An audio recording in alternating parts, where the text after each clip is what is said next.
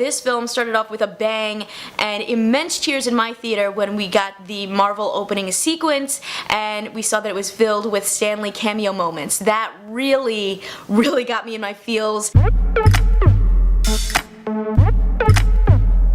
Hey guys, it's Kristen and today we are talking about Marvel's latest film in the Marvel Cinematic Universe, Captain Marvel, starring Brie Larson. Now, it's no secret that this film has been the center of a lot of controversy, even leading Rotten Tomatoes to redesign certain elements of their website to combat the negative comments that they've gotten for films before the films have even come out. But I'm not here to talk about drama, I am here to talk about a movie, so let's get into Captain Marvel, and of course, there will be some spoilers in this video, so you have been warned. So, I was first introduced to the character of Captain Marvel back when I was interning at Marvel in the summer of 2012. During this time, Carol Danvers, who'd been Miss Marvel since 1968, was going to be taking on the mantle of Captain Marvel in a new comic book series by Kelly Sue DeConnick. This was a really exciting time because, you know, there's a lot of history in the Captain Marvel kind of mantle in general, and it was a really great story. I had a lot of fun reading it, and so when I found out Captain Marvel was going to be adapted into a film and was going to be the first female-led superhero film for Marvel Comics, I was really excited. But then I have to admit, you know, the trailer started dropping and I was feeling a bit underwhelmed by what we were seeing. I was not impressed by the footage. You know, obviously everyone has different tastes, but for me, I love comic books and comic book movies that make me laugh. So watching trailers for films like Spider-Man Homecoming or Guardians of the Galaxy, I immediately felt this connection to the story that I was like, oh, this is gonna be fun. I think that's especially impressive for a film like Guardians of the Galaxy where there's so much at stake because if you know the comics, you know the comics, but if you don't know them, you don't know anything. This for a lot of people was their first look at this motley crew, and I think Marvel does that really well, kind of making you love these characters that you might not have known before. But now for Captain Marvel, I was familiar with the comic book series, I enjoyed it, but I wasn't really loving the trailers, so I didn't really know what to expect for this film. Don't forget to hit that thumbs up and subscribe if you like my videos, and please join me in the comments to talk about Captain Marvel. I would love to know what you guys think. I don't care if you agree or disagree with me, let's just have a fun, friendly chat in the comments. And I have to say, I think the trailers were actually holding out on us because this film was a lot of fun. There was a lot of humor, there were a lot of throwback 90s references, and we even got origins for things that happened in past Marvel movies. Plus it follows the story of a woman who doesn't know who she is, figuring it out and embracing herself and her flaws. Let's start off with the good. First of all, this film started off with a bang and immense cheers in my theater when we got the Marvel opening sequence and we saw that it was filled with Stan Lee cameo moments. That really got me in my feels, and seeing that message of thank you Stan. I would love to see them keep that opening sequence moving forward because it just really is a beautiful tribute to Stan Lee, the man who gave us so many of these amazing characters. Plus we got his last ever Marvel Cinematic Universe cameo, which funny enough was referencing his first ever movie cameo. We get to see Stan Lee on a bus practicing lines for the 1995 Kevin Smith film Mallrats, which is the first film that Stan Lee ever made a cameo in, so that felt very full circle and just a really nice tribute to Stan Lee and his legacy. Next up, I really love how much of a prequel film this is to the entire Marvel Cinematic Universe. We get to see younger versions of characters that we've seen in past Marvel movies that we already know and love.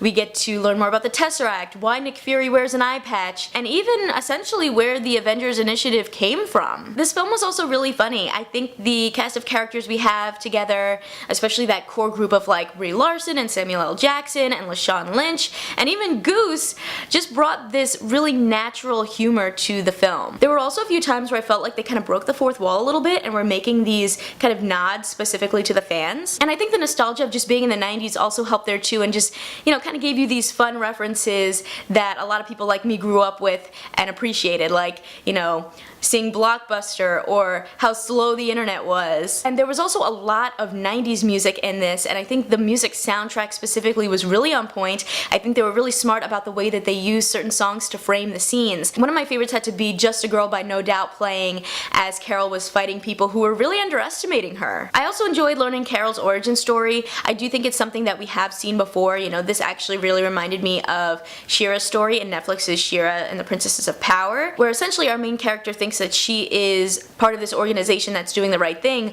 when really it turns out they've stolen her from her home and they're trading her to hurt a group of people so that they can control them. Although she doesn't doesn't know that. The Kree are essentially using her and her powers and making her think that she's an alien warrior like they are. Throughout the movie we get to see Carol learn about herself and where she comes from and what she's been doing by being on the side of the Kree, who have tricked and lied to her the whole time she's been with them. They're trying to make her think with her head instead of her heart and are making it seem that there's something about her, which we learn to be the fact that she's a human, that's making her weak. One of my favorite parts of the film is when Carol realizes that her humanity is what makes her strong. There was this really beautiful montage in the film where we get to see past versions of Carol throughout her life falling down.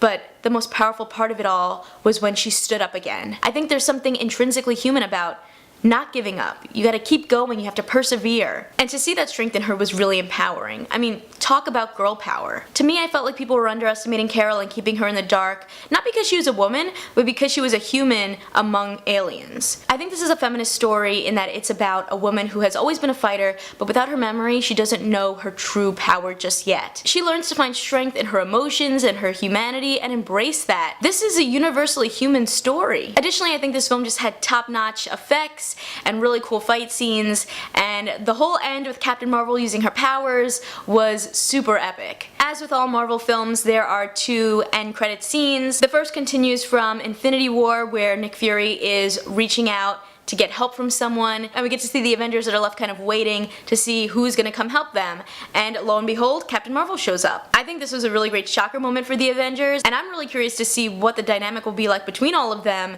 in Avengers Endgame. And then the second end credit scene was a little bit more goofy, but still necessary because we gotta get that Tesseract back. We get to see Goose choking up a hairball, which turns out to be the Tesseract. On the other side of things though, I do think that there was so much going on in this film, so many different little subplots that they were trying to tackle, that at some points it wasn't very clear what was going on. Once we get into the main gist of the story, especially when Carol figures out what's going on, it does start coming together and making sense, but there was a big chunk of the film where it is a little bit overwhelming and confusing. I also felt like the film had a little bit of a slow pacing at times, where it did feel like this film was kind of long. But overall I did have a lot of fun watching Captain Marvel, and I think some of the standout moments were the relationships, specifically between Carol and her best friend Maria and her daughter Monica and Nick Fury. Nick Fury in general was also really great. He was really hilarious, and I think that it was so fun to kind of go back and see where everything started, see him as a young guy just getting started in his career. And Goose the cat, or should I say the Flurkin, was also really funny. He stole every scene he was in.